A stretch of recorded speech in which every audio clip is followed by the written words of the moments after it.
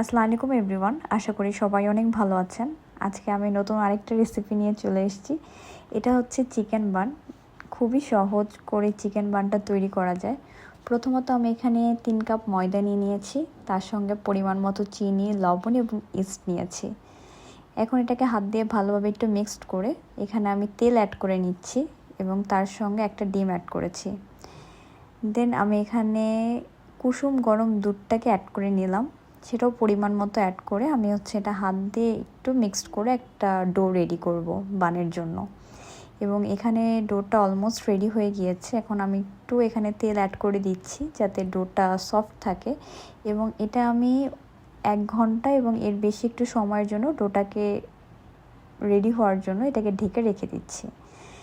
এখন আমি এখানে আমার বানের ভিতর যে চিকেনটা দেব সেটার জন্য আমি চিকেনটা এখানে রেডি করে নিচ্ছি। প্রথমত আমি একটা প্যান বসিয়ে নিয়েছি, এখানে একটু তেল, একটু জিরা এবং এর সঙ্গে রসুন, পেঁয়াজ অ্যাড করে নিয়েছি। এখন এটাকে একটু কুক করে নেব। এটা বেশি সময় পর্যন্ত কুক করার কোনো প্রয়োজন নেই, 2 থেকে 3 মিনিট কুক করে আমি এখানে চিকেনটা যেটা রেডি করে রেখেছিলাম সেটা আমি এখানে দিয়ে নিলাম। এবং চিকেনটা সিদ্ধও হতে হবে, এটাও 4 থেকে 5 মিনিট সিদ্ধ করলেই হবে। যখন চিকেনের কালারটা একটু পরিবর্তন হয়ে আসবে তখন আমি এখানে দুধ অ্যাড করে দিলাম এবং তার সঙ্গে লবণ, গোলমরিচের গুঁড়া এবং কিছুটা গরম মশলা অ্যাড করে দিচ্ছি। এগুলো আপনারা পরিমাণ মতো ব্যবহার করতে পারছেন। তারপর আমি যেহেতু একটু ঝাল পছন্দ করি, এখানে আমি একটু চিলি ফ্লেক্স অ্যাড করে দিয়েছি। অ্যাড করে এখন এটাকে আমি একটু ভালোভাবে নেড়ে চেড়ে নিচ্ছি। এটা একটু লো ফ্লেমে রাখতে হবে যেহেতু এখানে দুধ অ্যাড করেছি। হাই ফ্লেমে রাখলে দেখা যাবে এটা লেগে লেগে যাবে। এটাকে একটু নেড়ে ছেড়ে নিতে হবে এবং পরবর্তীতে এটা নাড়াচাড়া হয়ে গেলে এটা একটু কালারটা একটু পরিবর্তন হয়ে আসবে এবং এটা আস্তে আস্তে করে যেরকম এটা আপনার যখন এটা কুক হবে এটা এরকম উঠে উঠে আসবে। তার সঙ্গে আমি এখানে পরবর্তীতে ভিনেগার অ্যাড করলাম এবং সয়া সস, তার সঙ্গে চিলি সসটা অ্যাড করে এখানে আমি চিজটা দিয়ে নিলাম।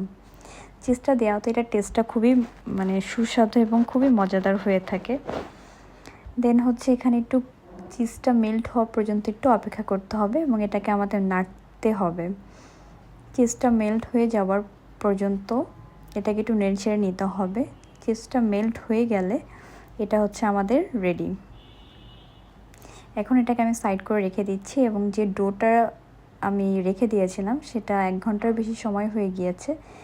এটা দেখতেই পারছেন অনেকটা যেহেতু ইস্ট অ্যাড করেছে এটা ফুলে উঠেছে এবং এখন এটাকে হাত দিয়ে একটু সুন্দর করে আবার মথে নিতে হবে। দেন এই ডোটাকে আমি যেহেতু 3 কাপ ময়দা নিয়েছি, এখানে অলমোস্ট আমার 7 থেকে 8টা বান হয়েছিল। তো আমি এটাকে এভাবে একটা একটা করে ডিভাইড করে এরকম করে নিয়েছি। দেন এখানে আমি একটা বেলুন প্রি নিয়ে এখানে ডোটাকে একটু ময়দার সঙ্গে একটু বেলে নিচ্ছি। দেন আমি এখানে যে চিকেনটা রেডি করে রেখেছিলাম এখানে এই চিকেনটা অ্যাড করে দিচ্ছি। অ্যাড করে এটাকে সুন্দরভাবে এটাকে একটা এভাবে করে হাত দিয়ে দেন আমি এখানে একটা গোল করে বান করে নেব।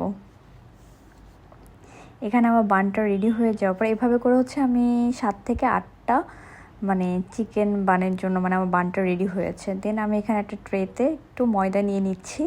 দেন আমি এখানে আমার বানগুলোকে যেগুলো রেডি করেছি সেখানে রেখেছি। এতে ময়দা দেওয়াতে যেটা হবে এটা লেগে লেগে যাবে না। আর আজকে আমি যে চিকেন বানটা রেডি করব এটা অবশ্যই চুলাতে রেডি করব, এটা আর ওভেনে করছি না। এবং বানটাকে রেডি করে আমি একটা কাপড় দিয়ে 5 থেকে 10 মিনিটের জন্য একটু রেখে দিয়েছিলাম। দেন এটা আরেকটু যেহেতু ইস্ট দিয়েছি এখানে একটু ফুলেছে। দেন আমি এখানে একটা ডিম একটু উপরে ব্রাশ করে নিচ্ছি এবং তার উপরে সাদা তিল দিয়ে দিচ্ছি। এখন এখানে আমি একটা প্যানে একটা স্ট্যান্ড বসিয়ে দেন এই স্টিলের যে প্লেটে বানটা দিয়েছি এটা এই চুলাতে দিয়ে দিচ্ছি এবং এটা লো ফ্লেমে 15 থেকে 20 মিনিট রাখলে এটা এরকম হয়ে যাবে, কুক হয়ে যাবে। And here is my chicken bun. এটা খেতেও খুব সুস্বাদু হয়েছিল এবং দেখতেও ভালো লাগছে। Thank you for watching, bye by.